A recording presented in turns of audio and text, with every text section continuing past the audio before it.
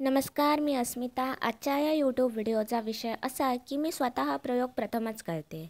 आज आपण एक टोट बॅग कलर करणार आहोत. आपल्याला इथे टोट बॅग कलर करण्यासाठी काही फॅब्रिक कलरची आवश्यकता पडणार आहे. तर माझ्याकडे हे जुने काही फॅब्रिक कलर्स आहेत. यामधले काही रंग कदाचित वापरण्यायोग्यही नसतील, कारण ही बरीच जुनी आहेत. आणि यामध्ये आपल्याला सुंदर एक अशी कलाकृती तयार करायची आहे. या प्रयोगामध्ये आपल्याला कोनमापक म्हणजेच protractor, painting brush, divider, scale, eraser अशा काही गोष्टींची आवश्यकता पडणार आहे. पेंटिंग ब्रश हवे असल्यास मी डिस्क्रिप्शन बॉक्समध्ये त्याची लिंक तुम्हाला नक्की देईल. मी हे पेन्सिलने मार्क करून घेत आहे, कारण मला एक व्यवस्थित माप हवं आहे, किंवा एक चौरसही आपण म्हणू शकतो. यानंतर मी त्या चौरसाचा म्हणजेच स्क्वेअरचा मध्यबिंदू, ज्याला आपण सेंटर पॉईंट म्हणतो, तो शोधून घेऊया. मध्यबिंदू शोधल्यानंतर आपण एक गोलाकार काढून घेऊया. एक सर्कल आपल्याला तिथे काढायचं आहे, म्हणजे त्या सर्कलमध्ये आपलं ते कंप्लीट मंडला यायला हवं.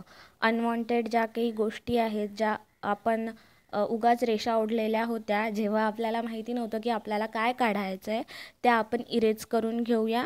आणि खरं तर काढल्या गेलेला सर्कल हा आपल्या आवडीवर किंवा आपल्या बॅगच्या साईजवरही अवलंबून असावा. तसं तर दिसायला योग्य दिसणार असा काहीतरी तो सर्कल असावा. त्याच्या मध्यबिंदू हा थोडा ठळक करून घेऊन आपण एक सरळ आडवी रेष ओढून घेऊया.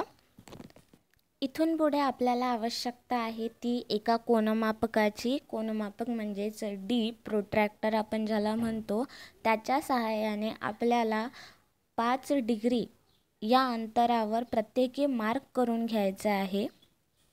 मी काढलेलं मंडला जर तुम्हाला तुमच्या टोट बॅगवरती किंवा आणखी कुठे वॉलवरती किंवा आणखी पेजवरती जर तुम्हाला ते रिक्रिएट करायचं असेल, तर तुम्ही ही मापं बदलवू शकता. जसं की मी 5 डिग्री केलं आहे, तर तुम्ही ते 10 डिग्री असं करू शकता.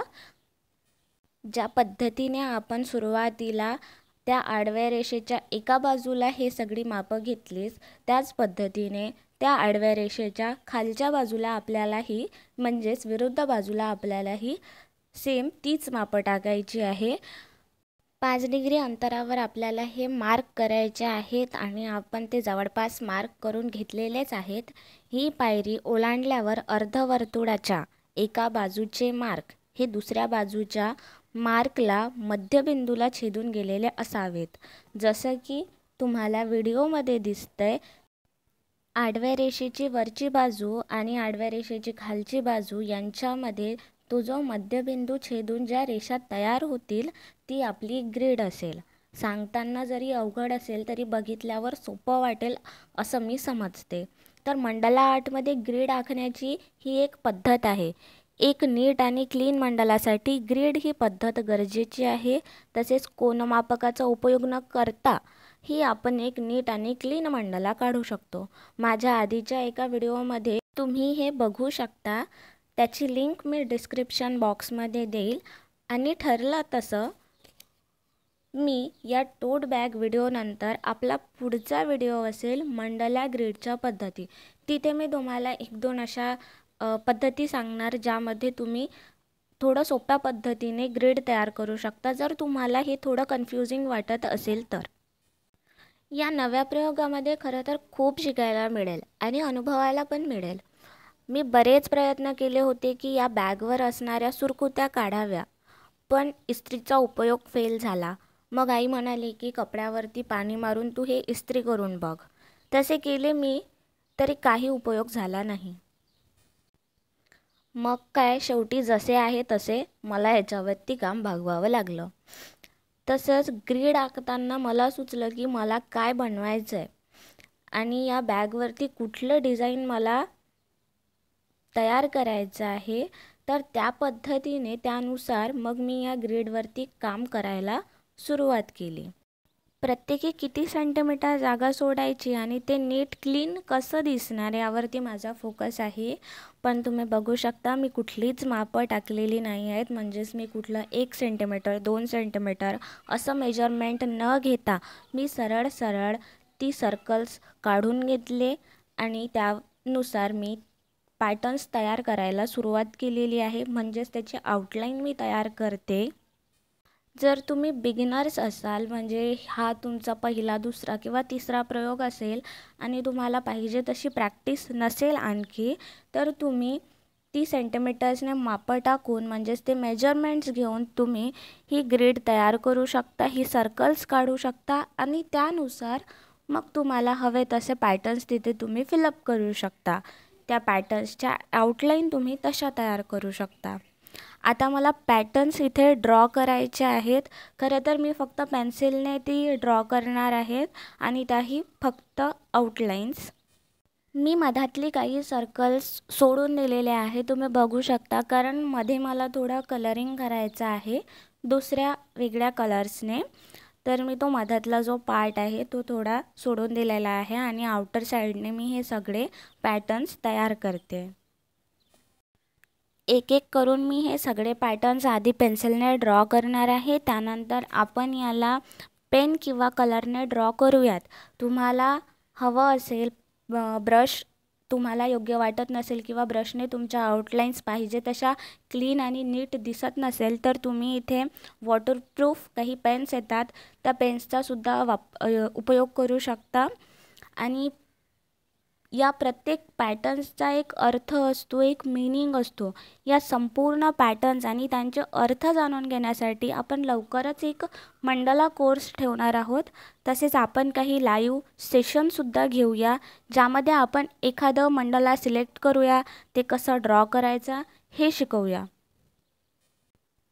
अशा खूप वेगवेगळ्या आणि भन्नाट कल्पना माझ्याकडे असतात आणि त्यासाठी मला साथ हवी आहे तुमची सर्वांची. मला नक्की कळवा जर तुम्ही या सगळ्या कल्पना सत्यात उतरवायला मला मदत करणार असणार तर. तुम्ही माझ्या इंस्टाग्राम ID-वरती मला फॉलो करून DM करू शकता किंवा माझे एखादे आर्टवर्क तुम्हाला आवडले असेल आणि तुम्ही ते रिक्रिएट केलेलं असेल तर प्लीज मला कळवा. इंस्टाग्राम थ्रू आपण जोडू शकतो, जिथे तुम्ही मला सांगा की हे आर्टवर्क तुम्ही रिक्रिएट केलेलं आहे, त्यावरती आपण डिस्कस करूया. मी तुम्हाला तुमचं आर्ट इम्प्रूव्ह करण्यासाठी नक्की मदत करेल. मला जमेल तशी मी तुम्हाला हेल्प करण्यासाठी तत्पर असेल. त्यानंतर तुम्हाला आवडल्यास तुम्ही हे टोट बॅगवरती मी जे मंडला ट्राय करते ते मंडला तुम्ही एखाद्या वॉलवरती किंवा पेपरवरती ट्राय करू शकता. आणि सर्वात महत्त्वाचं म्हणजे तुमची कलाकारी इन्स्पायर्ड बाय मी असं तुम्ही लिहून नक्की मला इंस्टाग्रामवरती DM करा. मंडला आर्ट बनवण्यापासून ते सुरुवातीपासून मी शिकले आणि ते कसे शिकले हे शिकवण्यापर्यंत मी माझी तयारी ठेवते. आणि खरं तर हा व्हिडिओ मी फक्त म्युझिकमध्ये किंवा मग हिंदी, इंग्लिश अशा आणखी काही लँग्वेजेसमध्ये आपण हे ट्राय करू शकतो, AI करू शकतो. पण मराठीमध्ये हे सगळं घेण्याचा माझा एकच मोटिव्ह आहे की मराठी माणसांपर्यंत हे पोहोचायला हवं. मी आजूबाजूला पाहते तेव्हा आपल्याकडे बरीच मंडळी अशी आहे ज्यांना मंडला म्हणजे काय हे माहितीही नसतं. आणि माझा एकमेव हेतू असा नाही की ते सर्वांना माहिती व्हावं किंवा आणखी काही, पण ॲटलिस्ट त्यांना एक छोटंसं बेसिक कन्सेप्ट तरी याचा कळावा, बेसिक कन्सेप्ट तरी त्यांना तो माहिती असावा, म्हणून माझा हा मराठीमध्ये व्हिडिओ मी रेकॉर्ड करते आहे. रिपिटेटिव्ह पॅटर्न्स होतं म्हणून मी थोडं फास्टमध्ये हे व्हिडिओ घेतला.